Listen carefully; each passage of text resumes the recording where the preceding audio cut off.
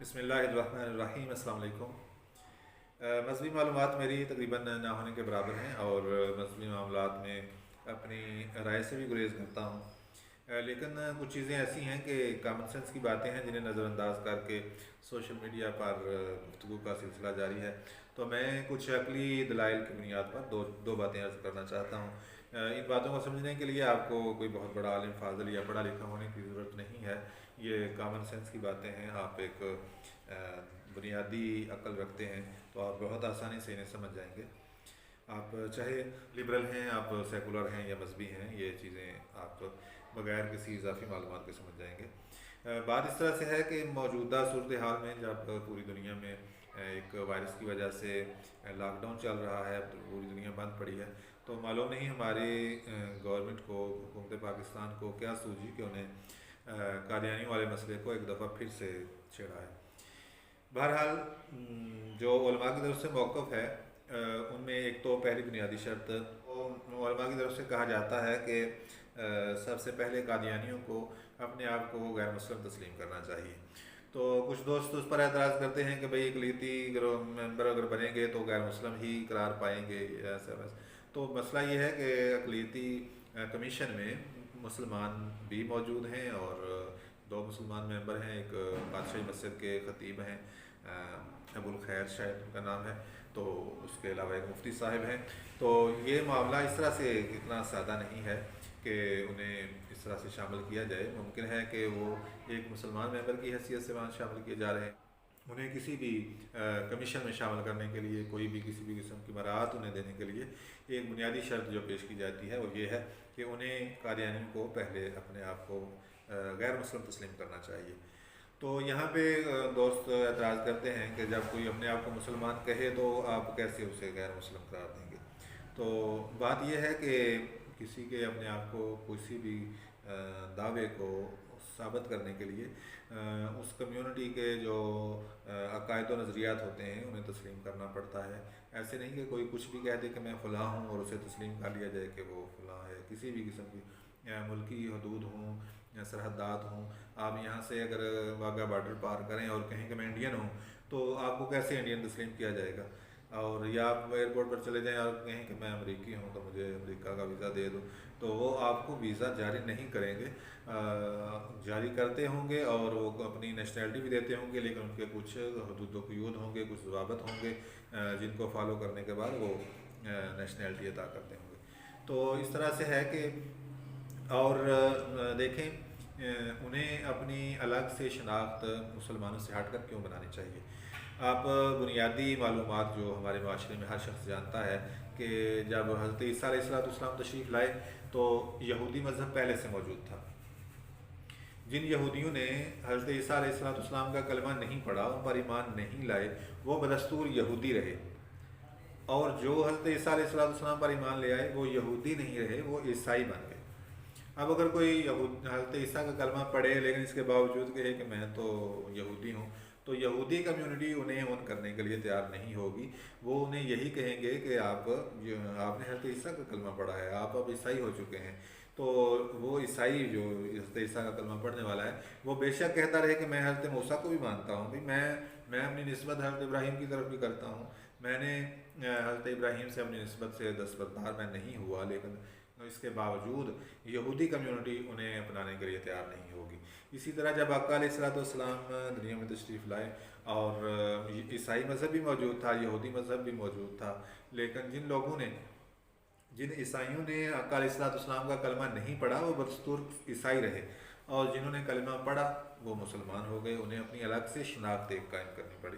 اور جو یہودی آپ علیہ السلام پر ایمان نہیں لائے وہ بدستور یہودی رہے، اور جو ایمان لے آئے وہ مسلمان ہو گئے۔ اب اگر نبی پاک علیہ السلام کا کلمہ پڑھنے کے باوجود کوئی بندہ یہ ضد کرے کہ مجھے آپ عیسائی ہی تسلیم کریں، مجھے آپ یہودی تسلیم کریں، تو یہ کمیونٹیاں آپ کو، یہ مذاہب آپ کو اون کرنے کے لیے تیار نہیں ہوں گے، آپ کو یہودی یا عیسائی تسلیم کرنے کے لیے تیار نہیں ہوں گے۔ حالانکہ آپ یہ بھی کہتے ہیں کہ میں حضرت موسیٰ کو بھی مانتا ہوں، میں حضرت عیسیٰ کو بھی مانتا ہوں، میں حضرت ابراہیم اور تمام پیغمبروں پر میرا ایمان ہے، اور میں ان پر نازل ہونے والی کتابوں کو بھی مانتا ہوں، اس کے باوجود آپ کو वो मज़ाहब अपना तस्लीम नहीं करेंगे, क्योंकि आप उन नबियों के बाद किसी आने वाले नबी का कलमा आपने पढ़ दिया है। लेकिन मामला जब कादियानियों तक पहुंचा तो ये मामला उल्ट हो गया। अब मिर्ज़ा कादियानी जब उसने नबूवत का दावा किया तो उसे चाहिए तो ये था कि वो अपने मानने वालों के लिए एक नया नाम इंतखाब करता, उनके लिए इबादत का तरीका वज़ा करता, उनकी इबादत गाहों का एक जो नक्शा है वो अलग सारे मज़ाहब से बनाता। लेकिन उसने क्या किया, उसने आते ही कहा कि जो ईमान ले आए वो तो मुसलमान है, जो मुझ पर ईमान ना लाए वो काफिर है। तो ये बिल्कुल उससे बरक्स है जो तरीक़ाकार मज़ाहब में होता है। अब जो उसे नबी मानते हैं, हम तो उसे एक शरीफ इंसान भी नहीं मानते, लेकिन जो मिर्ज़ा कादियानी को नबी मानते हैं उन्हें चाहिए कि वो अब मुसलमान होने से दस्तबरदार हो जाए। अब क्योंकि उन्होंने आका अलैहिस्सलाम के बाद एक नए नबी को, जिसे वो नबी कहते हैं, एक कज़्ज़ाब को नबी माना है, तो उन्हें अपनी शनाख्त भी अलग बनानी चाहिए मुसलमानों से।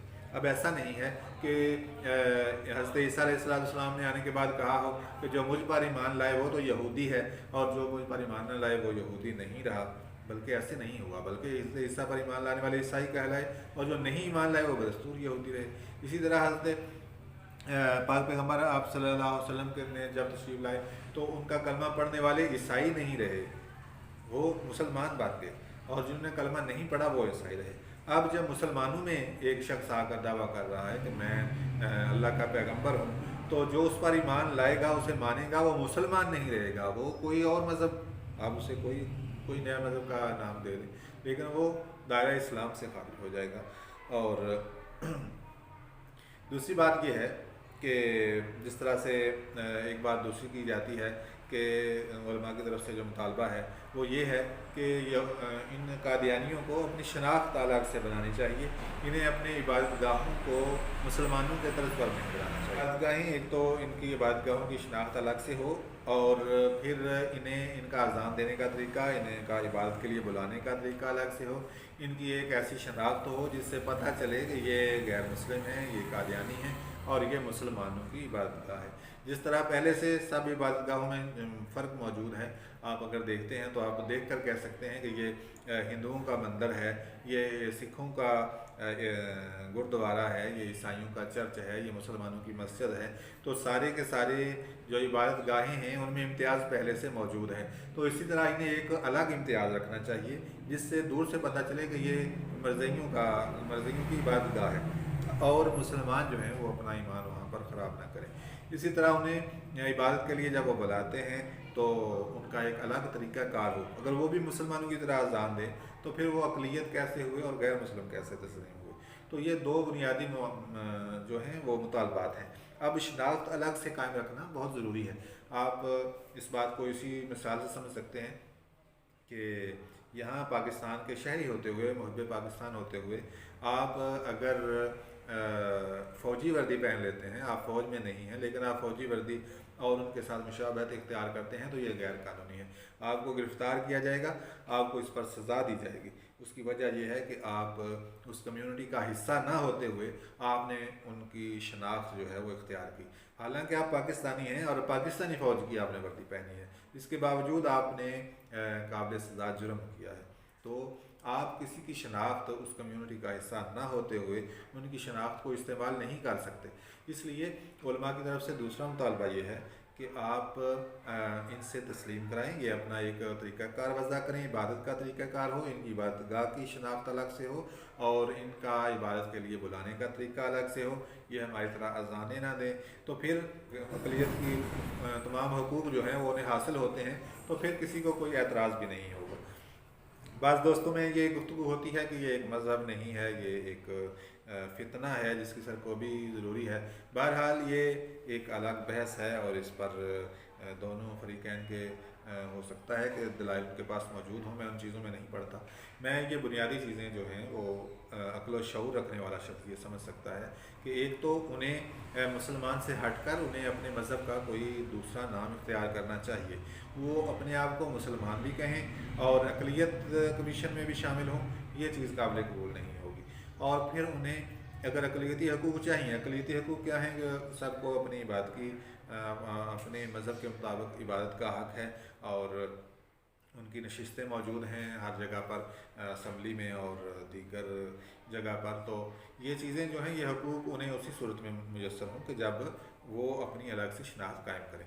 और इसके बाद एक चीज़ है कि जब उन्हें कहा जाता है कि ये कादियानी जो हैं, ये किसी भी बड़े ओहदे पर इन्हें नहीं फायद होना चाहिए, ये पाकिस्तान की सलामती के ख़िलाफ़ है, सिर्फ मजहबी मामला नहीं है। और एक बात ये की जाती है कि इन्हें कलीदी ओहदों से दूर रखा जाए, कलीदी ओहदों तक इनकी पहुंच जो है उसे नामुमकिन बनाया जाए।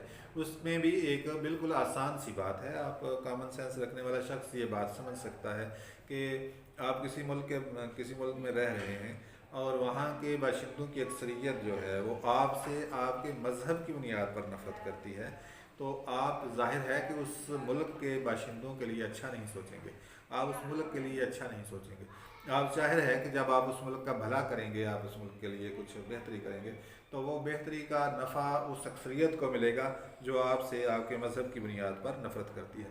और ये बंदा कैसे, कोई शख्स इस बात का इनकार नहीं कर सकता कि हमारे यहाँ कादियानियों के लिए नफ़रत का अवसर पाया जाता है।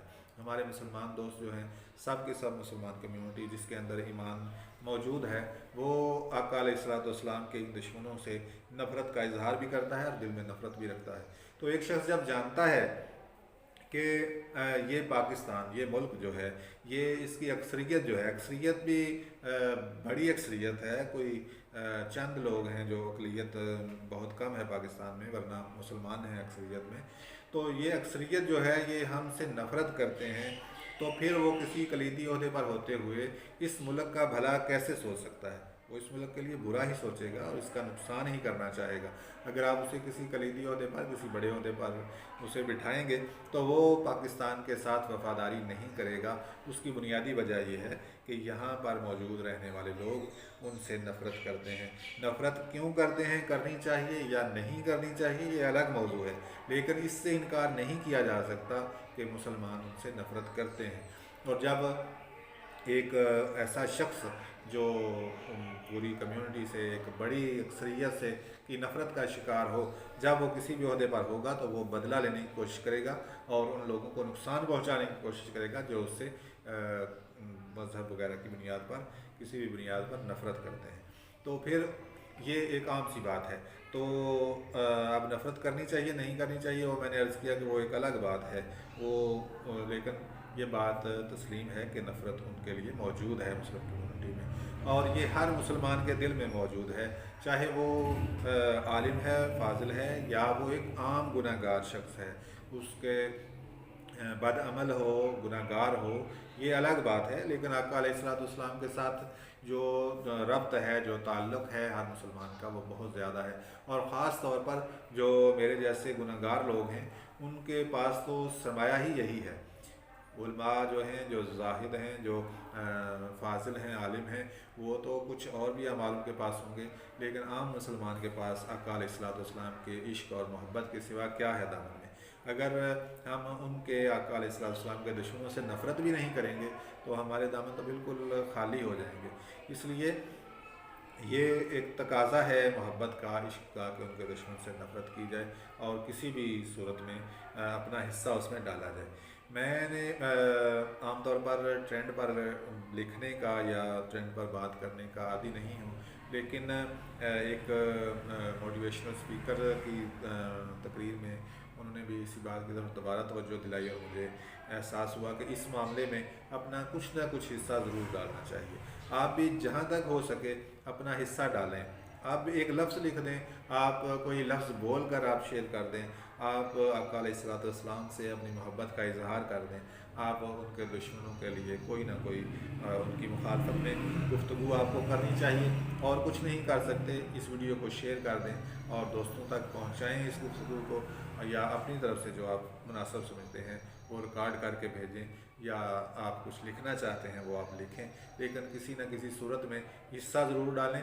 ये एक ऐसा मौजू है, दीन का एक ऐसा हिस्सा है ख़त्म नबूवत, कि जिस पर किया गया काम, जिस पर लिखा गया एक लफ्ज़, जिसके लिए किया गया एक क्लिक, आपका वो ज़ाया नहीं होगा। अल्लाह रब्बुल इज़्ज़त उस पर बहुत ज़्यादा अजर व सवाब अता फरमाएंगे। تو میری طرف سے یہی گفتگو تھی. اللہ تعالیٰ اسے اپنی بارگاہ میں قبول فرمائے, آقا علیہ الصلوۃ والسلام سے شفاعت کا ذریعہ بنائے. والسلام.